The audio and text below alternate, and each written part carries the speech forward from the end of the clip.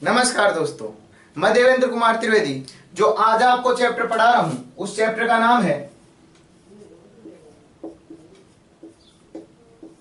नूरजहां।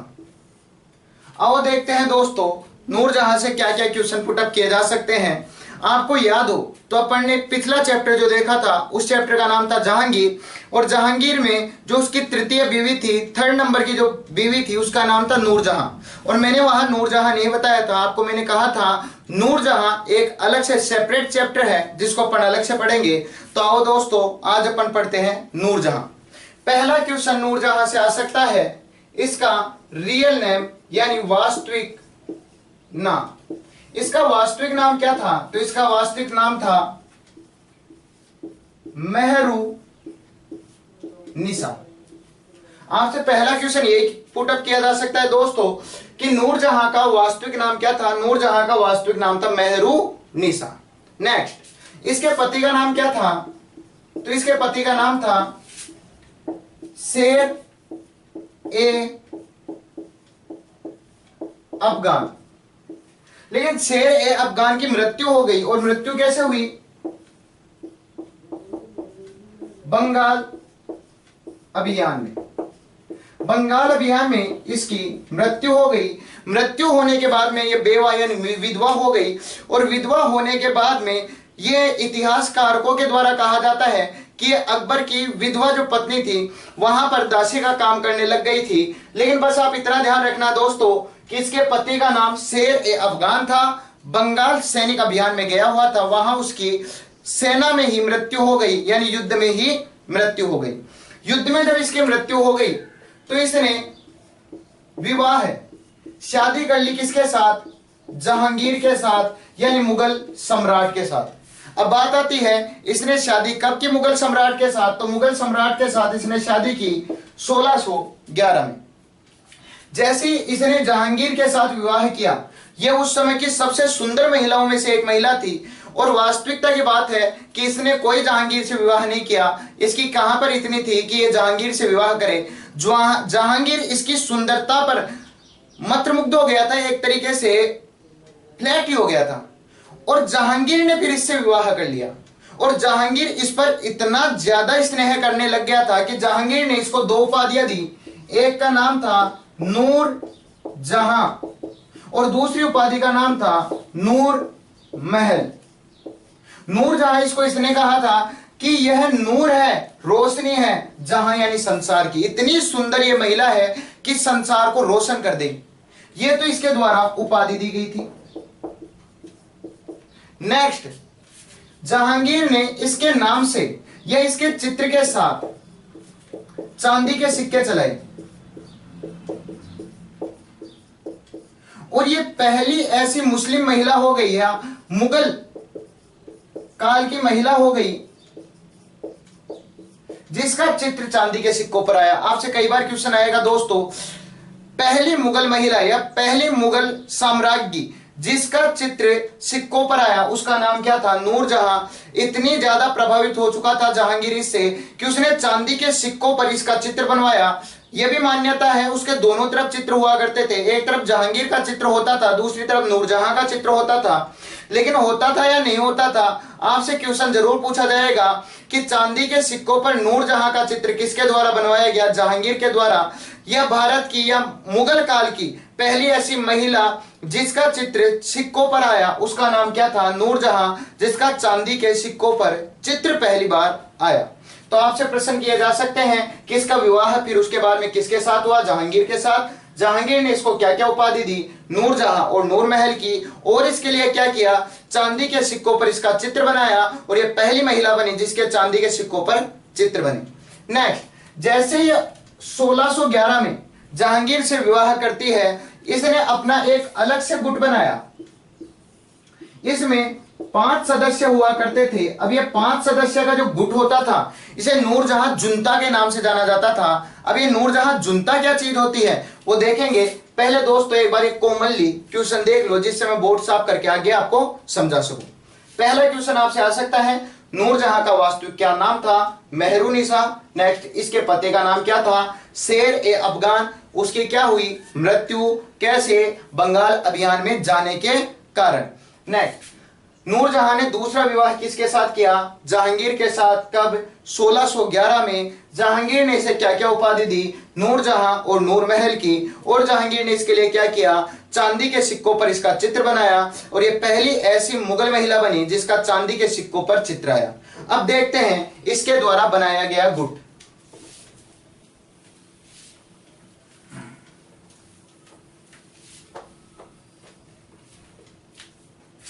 नूरजहां ने एक गुट बनाया था जिसका नाम था नूरजहां का जुंता। जुंता का वास्तविक अर्थ ही होता है दोस्तों गुट।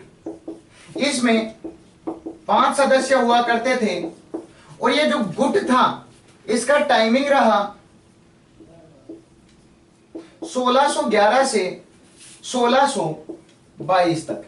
22 में आते आते इस गुट में विखंडन हो गया था, फूट डलने लग गई थी और आपसी विद्रोह होना शुरू हो गया था, क्योंकि इस समय तक नूरजहां के पिता और नूरजहां की माता दोनों की डेथ हो चुकी थी, दोनों मर चुके थे। लेकिन इसने एक तरीके से उस समय नूरजहां यानी जहांगीर का जो शासन था अपने हाथों में ले लिया था। वास्तविकता में यह बात थी कि नाम तो जहांगीर का होता था, बाकी सारे डिसीजन नूरजहां के हुआ करते थे। जैसे वर्तमान भारत में होता है डिसीजन सारे पीएम के होते हैं लेकिन नाम प्रेसिडेंट का होता है, उसी प्रकार से उस समय के मैं कह सकता हूं कि नाम केवल जहांगीर का होता था प्रेसिडेंट के रूप में, बाकी काम लगभग इसी के द्वारा किए जाते थे पीएम के रूप में। तो इसने अपना एक गुट बनाया, गुट में 5 सदस्य विश्वसनीय लिए और इस गुट का नाम रखा नूरजहां का जुंता। अब इसमें कौन कौन सदस्य थे? पहला, नूरजहां, यह स्वयं थी, ये इसमें लीडर का काम करती थी यानी नेता का काम करती थी। नंबर 2, एतमाद-दौला। ये एतमाद-दौला इसके पिता का नाम था। ये पिता कौन थे? ये अकबर के दरबारी थे और अकबर के दरबार में ईरानी सरदार के रूप में ये वहां पर थे। तीसरा जो इसका सदस्य बना उसका नाम था अस्मत बेगम। यह अस्मत बेगम नूरजहां की माता का नाम था। यह भारत की पहली ऐसी महिला है जिसने भारत में गुलाब के इत्र का आविष्कार किया, यानी गुलाब के सेंट का आविष्कार किया। उससे पहले भारत नहीं जानता था कि गुलाब का भी कोई सेंट यानी इत्र होता है। कई बार क्वेश्चन आता है भारत में पहली बार गुलाब के इत्र का आविष्कार किसके द्वारा किया गया था? नूरजहां की माता अस्मत बेगम के द्वारा। चौथा जो इसका सदस्य था वो था आसफ खां। इस आसफ खां को एक और नाम से जाना जाता है, वो है आसफद-दौला भी इसको कहा जाता है। तो दोस्तों चाहे आसफ खां आए या आसफद-दौला नाम आए, कंफ्यूज नहीं होना, दोनों एक ही पर्सन यानी एक ही बंदे के नाम है। ये कौन था? ये नूरजहां का भाई था। कई बार क्वेश्चन आता है नूरजहां के भाई का नाम क्या था? आसफ खां या आसफद-दौला, दोनों में से कोई भी क्वेश्चन आ सकता है, कंफ्यूज नहीं होना है, दोनों एक ही बंदे के नाम है। 5वें बंदे का नाम था खुर्रम। ये इस खुर्रम को आप शाहजहां के नाम से भी जानते हो। ये शाहजहां की एक तरीके से उपाधि दी गई थी जहांगीर के द्वारा। ये उपाधि क्यों दी गई थी? आपको पिछले वीडियो मैंने बताया था, जब अहमदनगर इसके द्वारा जीता गया था तो जहांगीर ने खुश होकर इसको शाहजहां की उपाधि दी थी। इस प्रकार से इन 5 बंदों के गुट से इसने एक गुट बनाया था जिसका नाम था नूरजहां का जुंता। ये जो भी काम करती थी ये पांचों इसके विश्वसनीय थे, इनकी सहायता से काम करती थी और इनकी सहायता से एक तरीके से उस समय मुगल साम्राज्य की पूरी राजनीति अपने हाथों में ले ली थी। इस कारण देखो दोस्तों आपसे क्या क्या क्वेश्चन पूछे जा सकते हैं। पहला क्वेश्चन यही आ सकता है कि नूरजहां का जुंता क्या था? नूरजहां के द्वारा एक गुट बनाया गया जिसे नूरजहां का जुंता कहा गया था। इसमें कितने सदस्य थे? तो इसमें विश्वसनीय 5 सदस्य हुआ करते थे। इस जुंता का अगर पकड़ देखी जाए या कार्यकाल देखा जाए तो कब से कब तक रहा? 1611 जब इसका विवाह जहांगीर के साथ हुआ तब से लेकर फिक्स 11 वर्ष 1622 तक इसका इसमें पकड़ रही। इसमें 5 सदस्य कौन कौन थे? नूरजहां स्वयं जो इसमें लीडर का काम करती थी, एतमादुद्दौला जो इसका पिता था, विश्वसनीय था, ये अकबर के दरबार में भी कार्य किया करता था ईरानी सरदार के रूप में। तीसरी थी असमत बेगम जो इसकी माता थी, जिसने भारत में पहली बार गुलाब का सेंट बनाया। आसफ खां आसफद्दौला जो इसका भाई था, और खुर्रम शाहजहां जो इसका सोतेला बेटा आप मान सकते हो क्योंकि ये जोधाबाई का बेटा था। लेकिन बाद में क्या हुआ देखो दोस्तों, धीरे धीरे एतमादुद्दौला एजल्ट हो चुका था, इसकी मृत्यु हो चुकी थी। असमत बेगम एजल्ट हो चुकी थी, इसकी मृत्यु हो चुकी थी। इसका मतलब आप देख सकते हो कि 2 मेंबर्स तो अपने आप ही कम हो गए, इस कारण गुट धीरे धीरे टूटने लग गया था। नेक्स्ट, आसफद्दौला की एक बेटी थी जिसका नाम था अर्जुमंद बानो। इस अर्जुमंद बानो को आप इतिहास में मुमताज महल के नाम से भी जानते हो, जिसके लिए भारत की सबसे सुंदर इमारत बनाई गई जिसे ताजमहल और विश्व के 7 अजूबों में गिना जाता है। नेक्स्ट, आसफ खान ने अपनी बेटी का विवाह करवा दिया शाहजहां के साथ, क्लियर, और शाहजहां ने विवाह कर दिया अर्जुमंद बानो यानी मुमताज के साथ अपना विवाह कर लिया। जैसे इसने मुमताज के साथ विवाह किया, वैसे ही आसफ खां और शाहजहां के बीच गुटबंदी हो गई और ये दोनों इससे अलग हो गए, और इन दोनों ने अपनी एक अलग ही पार्टी बना ली, जिसमें आसफ खां चाहता था कि शाहजहां नेक्स्ट शासक बने, जिससे इसकी जो पुत्री है या बेटी है वो शासिका के रूप में जानी जाए। इस कारण इन दोनों में गुट बना, और गुट बनने के बाद में इन्होंने धीरे धीरे विद्रोह करना शुरू कर दिया। किसका? नूरजहां का। और नूरजहां का विद्रोह करते रहे। 1922 की पोजीशन, 1922 क्या, सॉरी सर, 1622 की पोजीशन में आते आते धीरे धीरे इन्होंने विद्रोह करना स्टार्ट कर दिया था। नेक्स्ट, 1627 में जहांगीर की मृत्यु हो गई। यह टर्निंग पॉइंट हुआ क्योंकि जैसे जहांगीर की मृत्यु हुई, जहांगीर के स्थान पर जो शासक बना उसका नाम था शाहजहां,